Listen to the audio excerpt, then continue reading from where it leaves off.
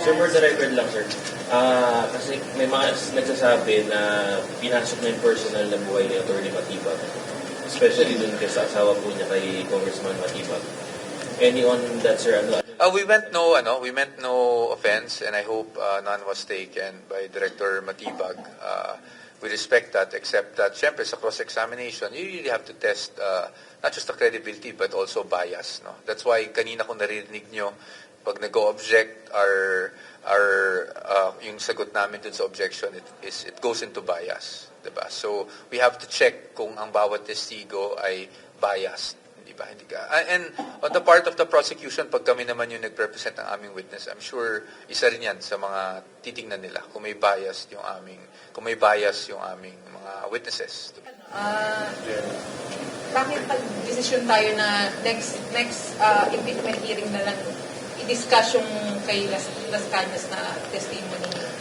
Kasi kanina yung may mga bagong points na na-raise during the direct testimony of Director Matibag, katulad nung Las Cañas alleged Las Cañas statement. No, I'm not calling it an affidavit because we're not sure who signed it, for one, and second, definitely it was not notarized, so which is not conform to what an affidavit should be. So we're calling it just a mere statement, but yun kasi, although it was attached, no? I think it was attached to the former Senator Trillanes' affidavit, but it was under Article 2 dapat, and not under Article 4. So we wanted time to go over the 100-something page affidavit just to make sure we're able to intelligently ask cross questions. So that's why we decided that we would try to seek the permission of the Honorable Impeachment Court if we could have a continuance, meaning kung pwedeng ituloy na lang namin bukas yung cross. And thankfully, we are very thankful to the Impeachment Court na napagbigyan naman po yung ating request. Attorney, so far, kamusta yung naging performance ng defense across examination? Nakuha niyo ba yung targets po ninyo for this witness? Syempre, ayoko namang sabihin na naging okay kami dahil that's parang tinataas natin yung sarili nating bangko. But at least for this first half of the cross-examination, we were able to, again, meet our targets. So, masaya naman kami sa nangyari. But definitely, hindi pa tayo tapos. So, itutuloy pa natin tomorrow and we'll see how things go. May mga targets pa tayo, sir, for tomorrow, yes. Meron din tayo. Meron tayong mga hindi pa nailabas kanina. So, hopefully, mailabas natin lahat tomorrow. Attorney, para mas maintindihan ng public, ano yung sinasabing mga bagong argumento na hindi kasali sa original na narinig nyo? Ito ba yung kay Las Cañas? Ito ba yung affidavit nyo? Ito ba yun? Hindi naman po argumento, but basically documents that were being presented kanina. Yung pangunahin doon yung talaga yung kay Mr. Las Cañas na obviously hindi pa namin narepaso for today because nga hindi dapat siya parte ng Article 4. No? So nagulat tayo na we ventured into that. Wala namang mali doon that we ventured into it. Pero just in the interest of being able to intelligently ask questions on ano yung naging basis ng continuing, ano yung mga, di ba kasi ang sabi, tumaan daw yun as part of the ongoing open investigation. So, gusto lang nating mabasa din muna kung ano yung laman talaga ng dokumento na yon. So, before we continue with cross-examination, para naman kung sa tingin namin, meron pa kaming dapat itanong ukol sa ginagawang investigasyon ngayon na ang sinabi nga kanina ni Director Matibag is still ongoing, bukas na namin may tatanong. Attorney, ano pong kanina po, yung naging technique kanina ni Attorney Dinglon during the cross-examination, the usual tactic of impeaching the witness, casting the doubts on the credibility. Without touching on the merits, Attorney, how would you describe Attorney Melvin Matibag as a witness by the prosecution? Siya po ba ay credible? Ba ay irrelevant? Well, that's really... Jai, I'm sorry, that's really for the court to appreciate. Pero syempre, ang point namin talaga is to test the credibility, test kung may bias man o wala. That's why meron kami mga presenta na mga bagay-bagay kanina I don't want to specify, but nakita nyo naman, napanood naman natin, no, that we were really just testing the credibility at kung may personal bias yung witness, because that will, syempre, affect yung integrity nung kanyang mga naging testimonya, or at least yung pagsasagawa ng investigasyon. But whether or not we were able to show that, I think that's really for the impeachment court's appreciation. I don't want to say we did, I don't want to say we did not, no, because that will be, of course, self-serving on our part. Attorney, 1 year and 8 months na yung sinasabing assassin. Until now, wala silang nailabas na pangalan, ayaw pa nila sabihin kung sino. You think meron ba talaga yan? Well, that's something for the prosecution to prove. And yun nga, nabanggit naman, and let's be fair to Director Matibag, nabanggit naman niya na ongoing pa yung investigation, kaya hindi pa siya pwede magsalita. At nasabi rin niya na may mga persons of interest, allegedly, at hindi lang ma-disclose because obviously these things are confidential. So sa atin, we're just waiting. And if kung meron mang lumabas, whether now, kasi ang mukhang wala namang lalabas now, but nagsabi naman, may isang senator judge rin na nagtanong na kung pwedeng balikan ito, kung sakaling meron ng development dyan, then we'll just be ready to also test kung totoo nga ba o hindi itong paratang na may assassin. Because of course, as we've mentioned, and as the Vice President has mentioned herself, wala naman siyang sinabing assassin, or yung katagang assassin was never used in that video. Attorney, kanina pagbigyan po yung prosecution na explain yung sa relevance ng public trust ratings with the argument doon sa betrayal of public trust. On the part of the defense po, can you explain kahit broad strokes lang po why in po yung point of argument ng defense na may kinalaman ng surveys sa betrayal of public trust? Well, sa atin, pinakita lang naman natin na kung betrayal of public trust ang pinag-uusapan ng tao, yung tiwala ng tao sa ating Vice Presidente, pinakita lang natin at tinanong lang natin.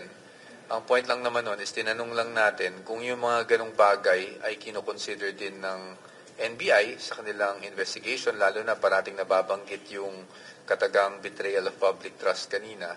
So it was just a question, and Director Matibag naman answered also. Sir, point out dun sa interjection ni Senator Pia na hindi dapat tanggapin ng evidence yung affidavit ni Las Cañas dahil private document daw, walang notaryo, hindi naman na-test mismo ng tao. Sa tingin nyo, yun ang magiging argumento nyo na hindi dapat talaga tanggapin nyo. Kasi sa regular courts, meron kasi talaga tayong rules on evidence. No? Yun kasi yung na-discuss kanina. At ayon sa rules on evidence, syempre kung merong document, if it's a public document, it's presumed to have been duly executed, although kailangan pa rin ma-identify. Diba? Pangalawa, kung it's a private document, then you have to prove that it was in fact duly executed or may due execution. Pag notaryado kasi, nagiging public document na siya. Whereas pag walang notaryo, private document lang siya. That's why sa amin, no, hindi namin siya tinatawag na affidavit kasi magiging affidavit lang naman pag sumumpa ka sa katotohanan ng mga sinasabi mo.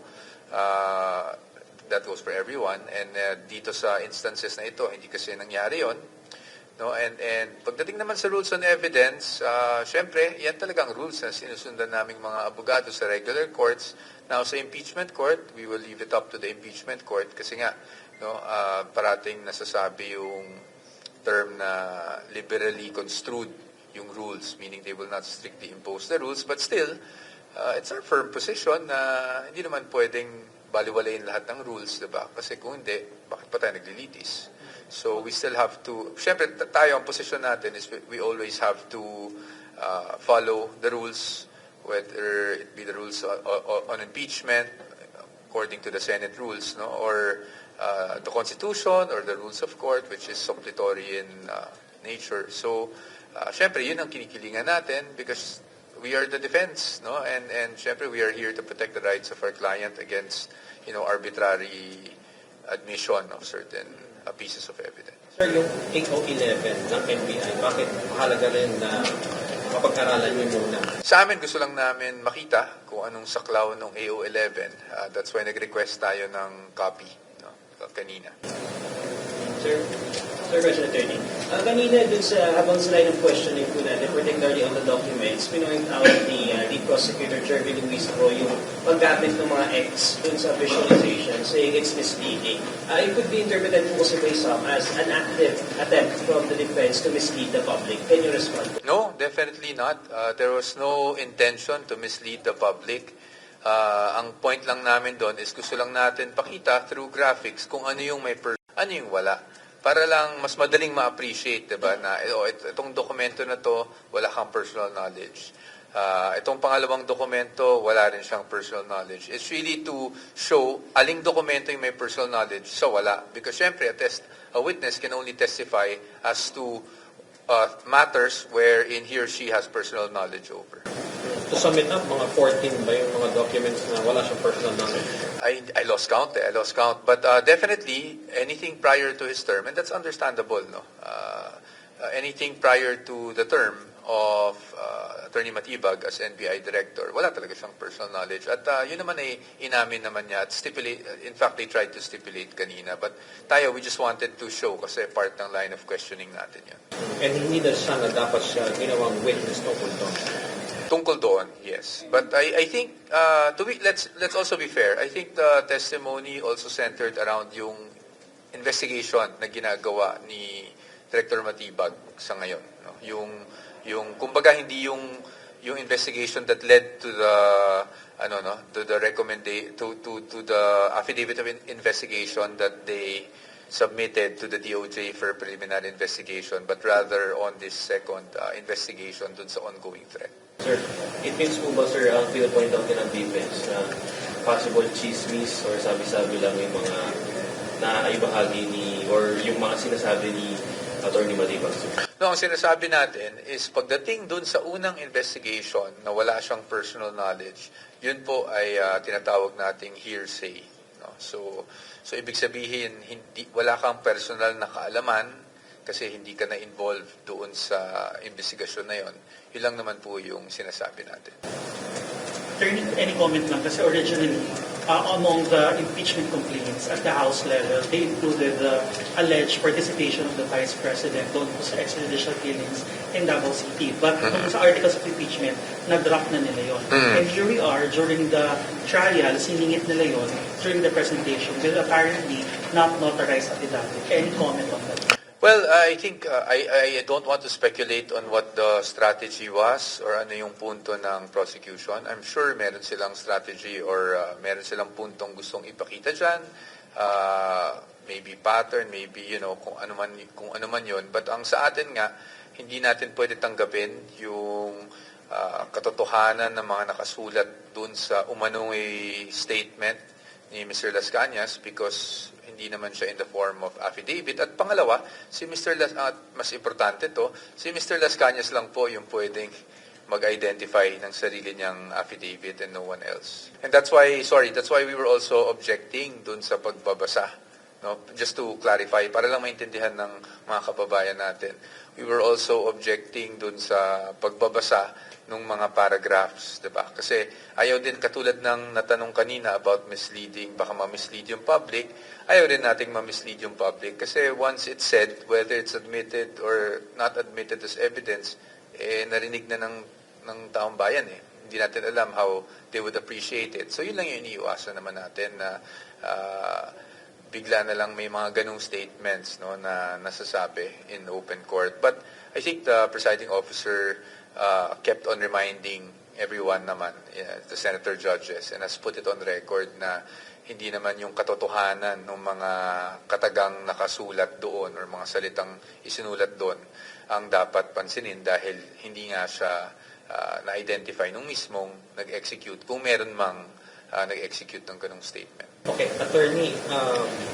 next week isang trial lang tayo, no? Tapos sa susunod na panahon, 10 a.m. to 3 p.m., paano mag-a-adjust ngayon ang defense sa new development na yun? Tayo susunod lang po talaga tayo sa utos ng impeachment court. No?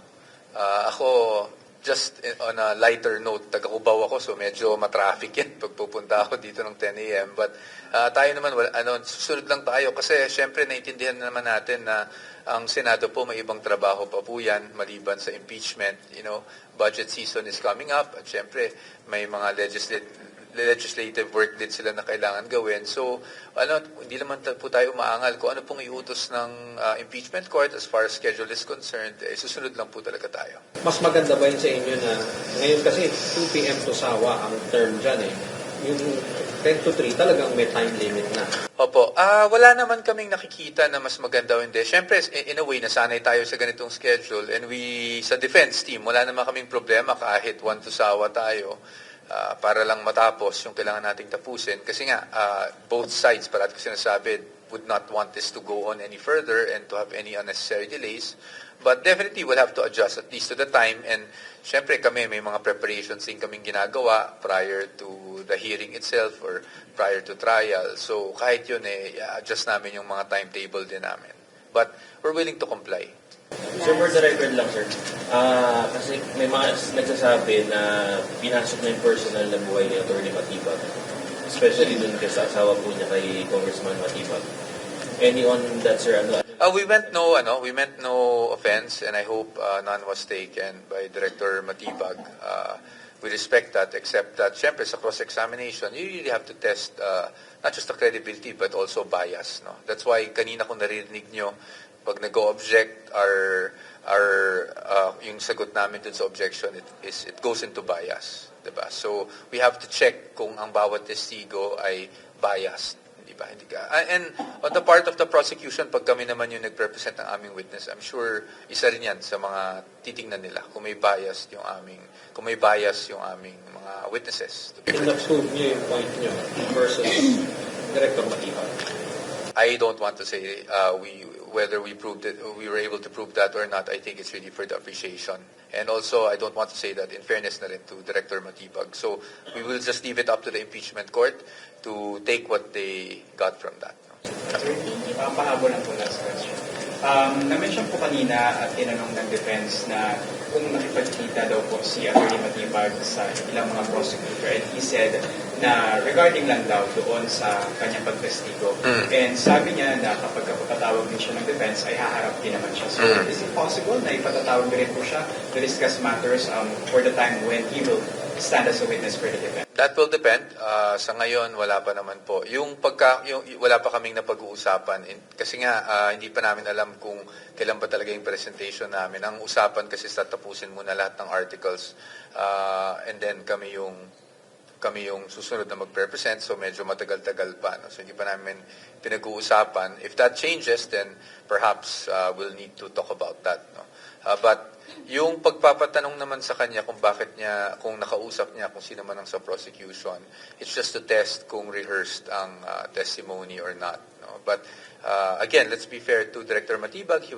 He explained naman na yes, nakausap niya, pero ang pag-uusap naman is just with the scope, kung ano yung kailangan magiging scope ng testimony niya, and that's normal. That's okay. Sorry, last sa talaga for my part. Attorney, pinakita din po kanina yun sa trust ratings. Will the defense claim sa surveys on the trust of the public to Vice President as we go along the impeachment trial? Well, right now, I can't say for sure. And if I could, I also won't disclose it because it's part of strategy, and I hope you understand.